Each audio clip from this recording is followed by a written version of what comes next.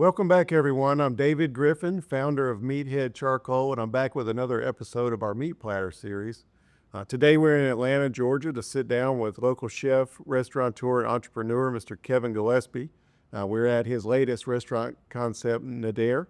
Appreciate Kevin being here today. Yeah, thanks so much for having me. So great to finally meet you, and appreciate you taking the time. You've been a supporter of Meathead, and we certainly appreciate that, and we're a supporter of you, and just excited to get to know you a little better today. Yeah, it's been, a long time that we've been utilizing Meathead, originally just personally in my home, and then inevitably, once we had a chance to build Nàdair that has this huge sort of open fire program, we knew that was the obvious choice for us as well. That's awesome, and we appreciate that. So tell us a little bit just about Nàdair before we get started. So Nàdair is our latest restaurant, as you said, and I think the way the magazines describe it is Scottish Southern, which I don't actually know what that means, but I think what it means is that I was born here in the South, but my parents and grandparents are from Scotland. And so the two sort of cultural pieces have always coalesced in my life. And this restaurant, I think of it as just being a very personal expression, but I guess the food comes out with a little bit of both of those mixed in. I would say that if we're trying to explain that to someone who knows nothing about either one, that's a very seasonally focused cuisine. A lot of food cooked over an open fire, which is obviously something that's important to both of those cultures. And then one where we're really just trying to let the ingredients do the talking. We're not messing with them too much. So if you want to call that simple, I would call it refined or focused. So you've certainly done a lot of different restaurant concepts. Yeah. You've accomplished a lot. You will get to some of that. But I'm curious sort of how this all started. Talk to me. Me and you are a very similar age, I think, just from what I know. And I'm curious, let's just talk after high school. Right. Where'd you get started? So let's back it up to answer that question. So I grew up in a very big family. My grandparents and my parents and all of my father's siblings and all of their children, we all lived on the same piece of land. And so we spent every day together and ate every meal together. And my granny was the one who essentially prepared all of those meals. And so she's cooking for a group of about 30 every day, 3 times a day. And as a kid, I pretty quickly realized, well, I don't think I realized that she was in charge because she was everybody's mom or grandma. I thought it's because she did all the cooking, and I liked the idea of being in charge, and so I just sort of volunteered to help cook. And she sort of inevitably allowed me to kind of get in the kitchen and learn how to do some of this stuff. And so I knew I wanted to cook since I was a little kid. My parents took me to the CIA, to the Culinary Institute of America, on vacation when I was 7, just so I could see what being a chef looked like. And so I think it was always this plan I had, but then in high school, I sort of diverted a bit and made the decision that I was going to follow more what my dad did as an engineer. And so I was accepted to MIT for nuclear engineering, and so that was the path originally. But my job while in school, high school, college, was cooking. And I just decided, I kind of like this better. I'm not really sure I'm cut out for, I don't know, whatever that would have led to, like an office job somewhere. And I happened to work for a very successful restaurateur who had done very well for himself. And as a naive young kid, I was like, man, this looks like a good way to make a bunch of money. That's not true in any way, but I thought it was. And lo and behold, I just made that leap of faith. And so from my very early, like 19 years old onward, just said, this is what I'm going to do. And it just dove headfirst into it. First as a cook in places, and then inevitably working my way up and eventually into the world of restaurant ownership, which is its own challenge. So what you started just, I assume, just in other kitchens, learning from other people. What was it that caused you to finally take that next step and open your own restaurant? I think if you were reading an Anthony Bourdain book, he would tell you that it's ego. That's the only good reason to open your own restaurant. For me, that wasn't it. I think it was that I worked almost entirely for chef owners in my career. So I just kind of coincidentally worked for people who were both the head of the kitchen and owned the business. And so I think, like anyone coming up, you sort of follow your tutelage. And so that was the path in my mind. And so when it was time for me to sort of be the chef somewhere, it also in my mind triggered it's time to have my own place. And so those two things just kind of coalesced for no reason other than I was sort of following the model that my mentors had always taught me. What were some of those first challenges that you remember going from knowing I can do this, I've been around people who are doing it, I'm gonna do it on my own, but what was the first unexpected hurdle you saw? When you are the chef somewhere and equate that not to just cooking. If you're the manager somewhere, while you have a lot of responsibility for the day-to-day, the impact of the financials of the business, while they might be something that you're responsible for reporting, they're not something that you're responsible for owning, as it were. They're not your burden, as it were. And I think that the first kind of reality check inside restaurant ownership was in lean months. For us in the South, that tends to be where we are right now in the middle of the summer because people are on vacation. It's hot. Folks don't really feel like going out to a big fancy dinner.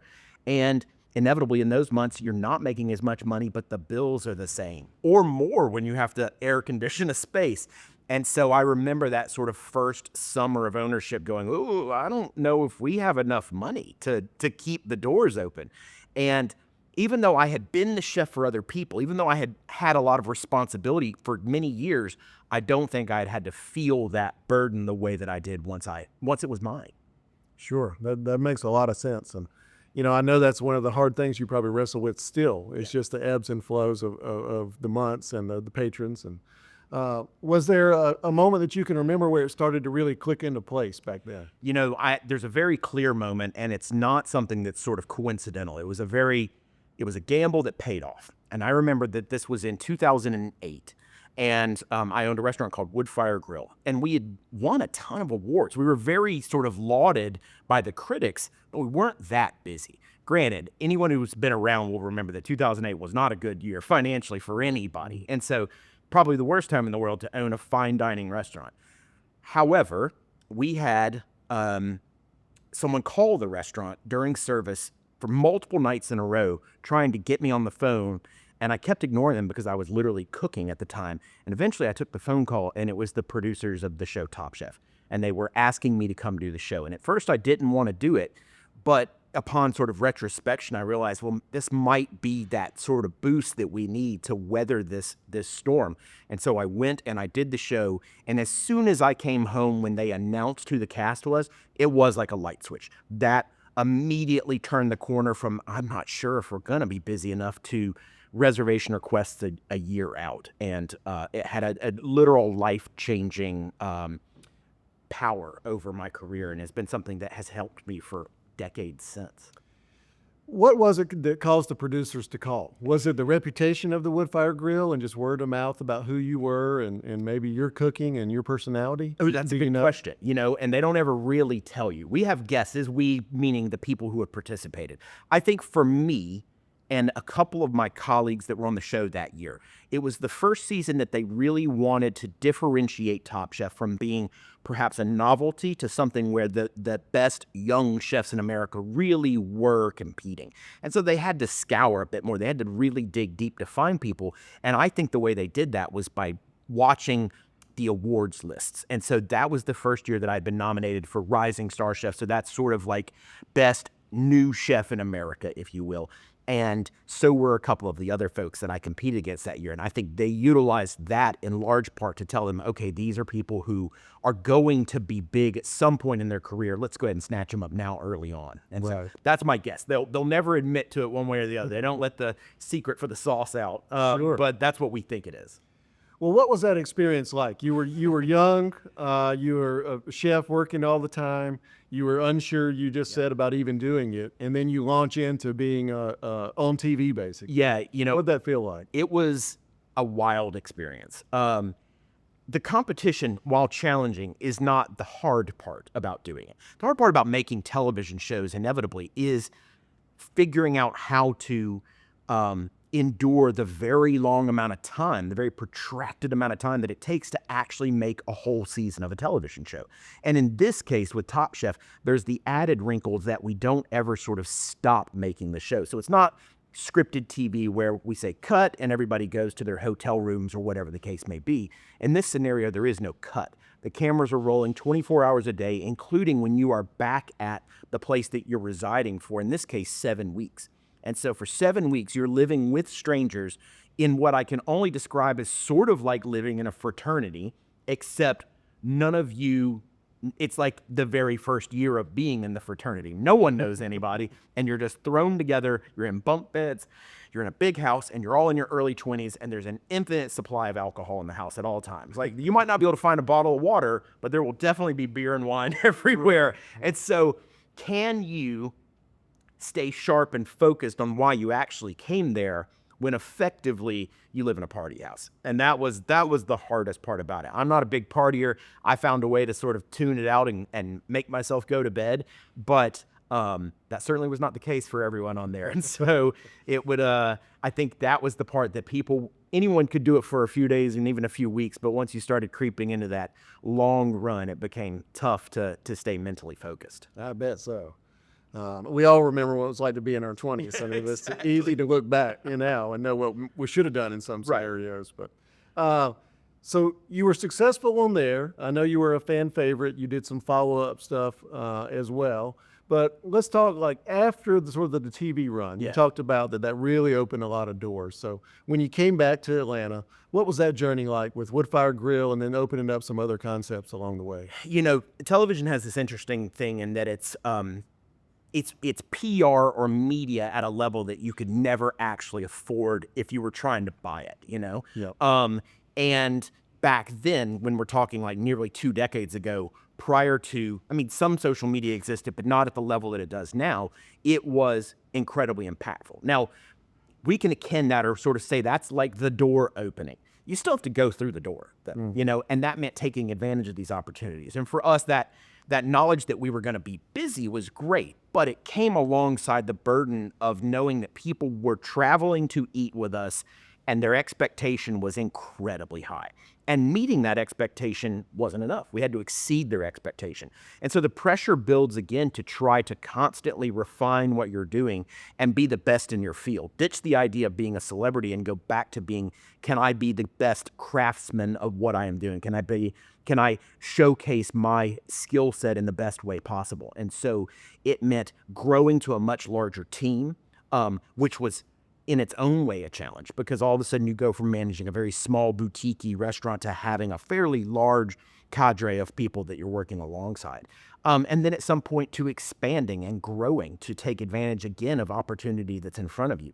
And I will say that the hardest part for me was what I called drowning in opportunity, meaning there was a million things I could do, but my bandwidth was always finite. And so trying to negotiate and navigate those sort of really choppy waters of, am I going to do another project or am I at my limit right now? Like, I know that there's an opportunity, but can I even really benefit from that opportunity? And I'm not sure that I've ever fully learned where the balancing point is. I think it changes as life goes on for you and as things evolve, whether that's marriage or children or whatever the case may be.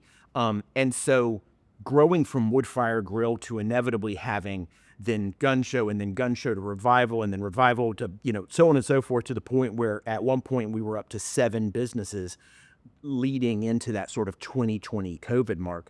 And in reality, I don't think that I felt like I was being impactful at any of those places because I was constantly going from one to the other, to the other, to the other. And that to me was perhaps one of the most challenging points in my career was, can I be an effective leader when I'm spread so thin? Yeah, that's what I was about to ask. I mean, how do you navigate that with, you have all those restaurants, it's during COVID, which is tough. And then I would imagine you're still getting some offers and things to do various projects, social media, collaborate with people. So what was it that helped you make the decision of what you want to focus on? Well, I'm very fortunate that I have a business partner named Marco Shaw. Marco and I worked together in Oregon back in the early 2000s and have been friends for a very, very long time. We come from a very similar background culinarily and professionally, and he was someone that I trusted. And so in 2015, I literally drove out of state, drove 8 hours to his home and begged him to move to Atlanta and help me run this company because it was getting out of my ability to handle it. And so having a trusted person by your side is an enormous benefit. You know, I had been an owner operator by myself, as it were, on the, you know, the very tippy top of the tower, and it's a lonely and difficult place to be. And what I've learned in time is that delegation is one thing, but presenting an opportunity for your team members to feel a vested interest and ownership in something changes the dynamic of how you're able to operate. And it changes, for me, the comfort level that I have in being away. Because at some point, I did come to the realization that being away from my businesses in the right moments could be the best thing that I could do for them. Continued exposure, events, opportunities, collaborations, those can have long-lasting, beneficial, long-term results to your businesses, but you can only do them if you have the ability and the trust in a team that can carry on the mission when you're not there. And I was fortunate enough to be surrounded by really talented people, and then I think fortunate enough to be able to empower those people to feel that sense of ownership in the business. So, talking through your concepts and things and where we are today, what do you still have your hand in besides this restaurant? So I still have Nàdair and I still have Gun Show. Going through COVID was a very eye-opening moment for me because I did in fact realize I don't really like owning a ton of places. That's not me. I like being very like jump in the deep end with my team in wherever I am. And this idea of constantly sort of bopping around from one place to the next just didn't work for me. And so we sold some businesses. We unfortunately had to close one restaurant that was brand new effectively when COVID hit, and we just couldn't. We just didn't have enough money to keep it open through COVID. And we focused on Gun Show, which was always sort of the, I don't know if you want to call it the cornerstone, and then the desire to do this restaurant. And so these two things alongside sort of, we do still have sort of a wing of our company that does corporate stuff in the sense that we operate inside Mercedes-Benz Stadium and we do restaurant consulting and development. So we still have that piece, but it's not as laborious, frankly, as the restaurants are. And so those three kind of arms are where we are, and we've made the decision that that's where we are also, for now, stopping. Like, this is where we will be, and we're going to live in this space for the foreseeable future, because we felt like, myself and Marco both felt like we were really just trying to burn the candle at both ends, as it were. And you certainly, all that'll keep you busy. And I know you're passionate about all of it, or you wouldn't be doing it. Yeah. But talk to us a little bit about your background, your Scottish background, and this restaurant, and what that means to you and your family to have been able to explore that and really focus on this concept. So, growing up here in the States, I grew up in a family that was they were still very connected to the family in Scotland and very proud of being Scottish. But at the same time, they wanted my generation to be very proudly American. And so there was always that kind of dichotomy in our family of how do we coexist as both. And it wasn't complicated to me as a child. It made all the sense in the world, but that's probably because I was born into it. I don't know how it felt for each generation back, if it was more challenging, that sort of sense of identity. For me, it meant that we went to Scottish-related events. I learned how to do Scottish dancing when I was a kid. We went to Highland Games. We celebrated all of the major Scottish holidays. We ate a lot of that food at home. But at the same time, we also celebrated 4th of July, and we did Memorial Day. We did all these sort of American holidays as well. And so the two just really synced up. And I think part of that was because where my family chose to immigrate to. The reality is that a lot of families, especially from sort of the southern portions of the Appalachian mountain range, are of either Scottish or Irish descent. And so that's where my family came. We ended up in Atlanta just frankly because of jobs. Like, it was just a matter of economy at that point. And you found yourself surrounded by families who were in a very similar sort of ancestral background. And so as a kid, we kind of lived in both worlds. Now, as an adult, professionally, the Scottish stuff kind of got set aside, frankly, for me. And it was in large part just because of, a couple of factors. The first was that I largely trained in European kitchens, so I learned how to cook French food and how to cook, what we would now call continental cuisine. And that didn't really focus on the UK. It focused on Germany and France and Spain and Italy and places like that. And in time, I sort of began to add my own little elements of what I considered to be the food of my childhood into it. And it just kind of came out as this mishmash, in a way that was really hard to lay kind of a specific name onto. However, that coincided with kind of the boom in people being interested in Southern food. That's 10 years ago, roughly, when all of a sudden Southern cuisine and Southern culture was kind of the darling of food magazines and television. And I just frankly was there already, and the wave swept me up just like it did everyone else. And I think that's when that label of Southern chef started being applied to everything, because I didn't really view myself that way, but everyone else did. Now, the Scottish thing was always simmering under the surface, if you will. It was a conversation at family events, at my parents' house. When are we going to do this? Like, we meaning as if my parents were ever going to work in the restaurants. They never were. But that didn't mean that my dad and my uncles weren't constantly demanding that I open a Scottish place. And I think what they actually meant was open a pub, but they never said it that way. And so in my mind, I began to envision this restaurant where we were able to share some of the traditions of Scotland, but in a way that allowed people to grow outside of what they already knew about it. And it's the same with Southern food. If you show it to people who know nothing about it, they're just going to go like, oh, right, like sort of like fried chicken and macaroni and cheese. And you're like, well, kind of, but that's just really like the very tip of the iceberg. There's so much more to it than that. And so we decided to do Nàdair in large part because it allowed me to reconnect with people in my family who had passed away at that point, and also to share a different part of my sort of upbringing and background that I had yet to do professionally. The restaurant world is certainly competitive. Yeah. And Atlanta has a lot of great places to go. But you're well thought of, obviously. You're certainly humble when it comes to respect to some of your awards and things and nominations and the Michelin rated and things like that, Michelin recommended.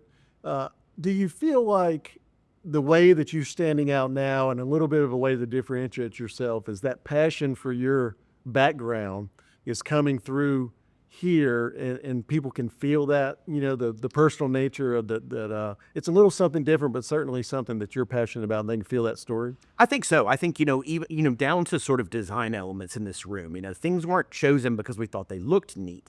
They have some sort of significance to me personally. The carpet is woven in a tartan that is the regimental tartan that my great-grandfather wore in World War I. And so I still have elements of his uniform, and so we sent it in and had the weavers reconstructed in the form of carpets. The banquettes and booths are lined in the tweed that is used on the hunting estate where my family is from.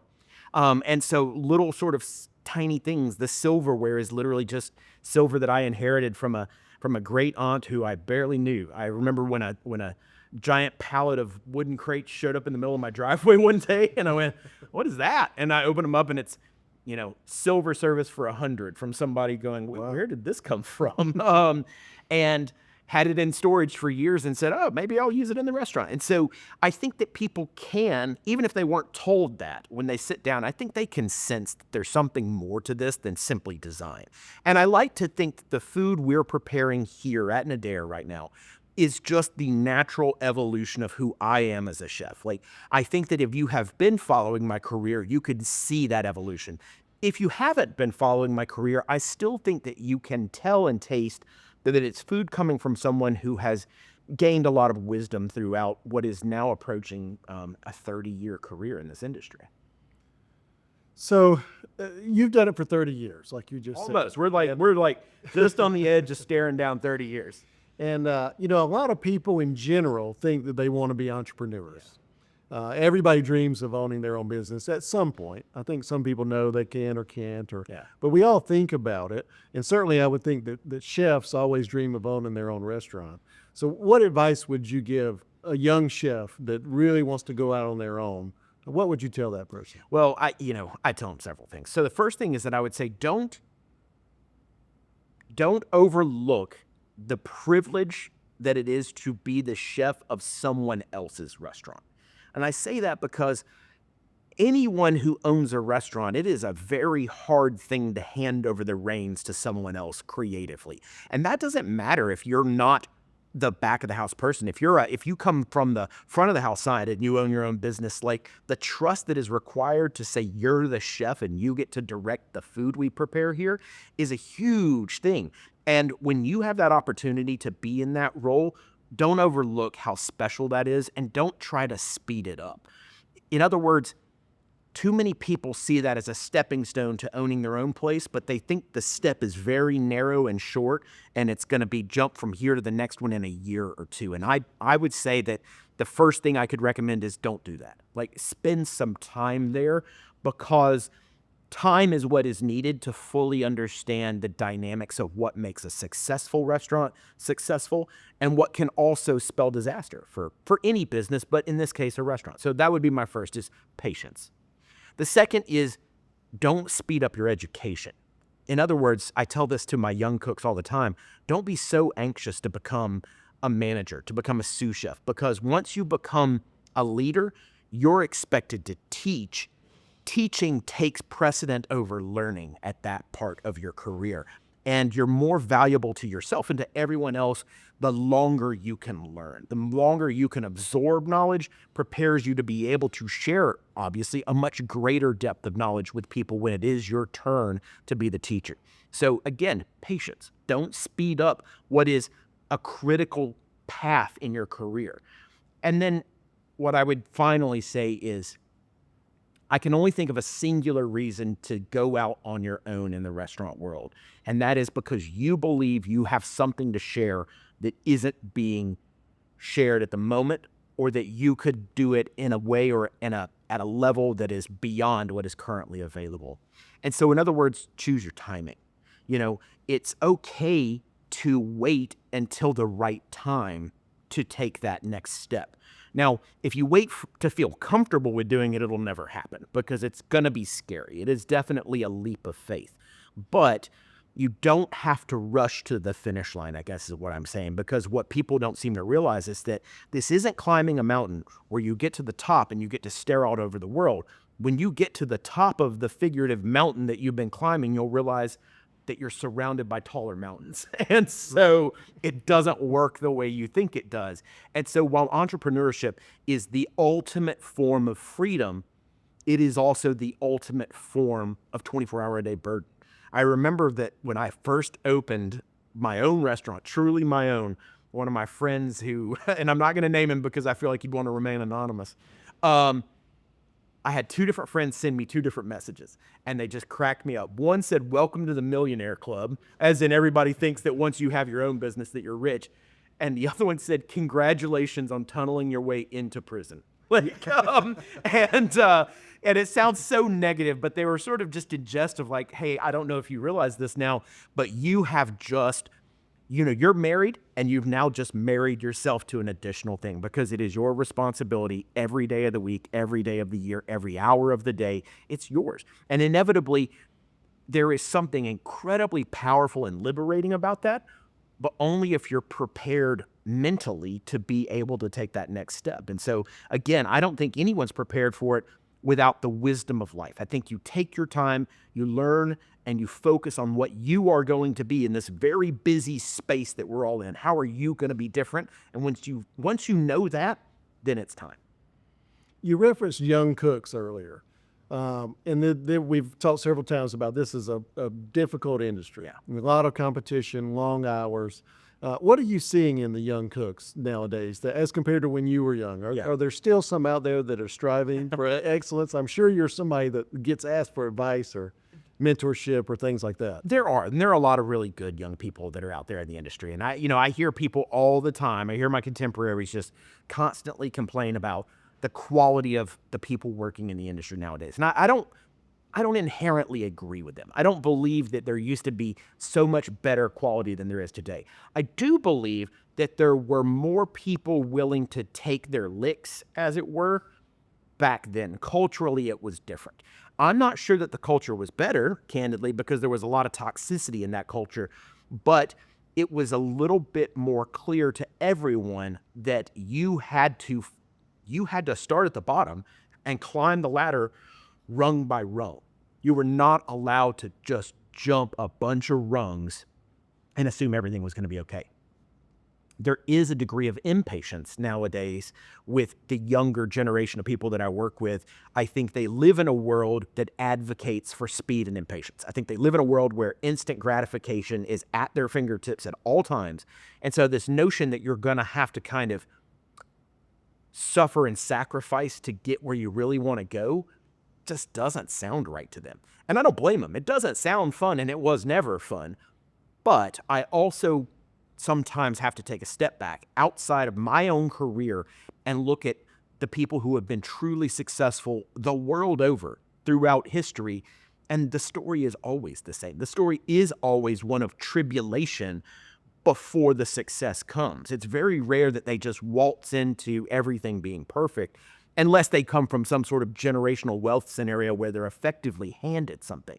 If you built it yourself, chances are it was hard at the beginning and it's gotten easier as time has gone on. And one day you sort of turn that figurative corner, and that's when you can kind of see the light. And unfortunately, the younger generation right now isn't willing to take that journey. They're always looking for, like, is there a cutoff? Is there a shorter road? Is there this or is there that?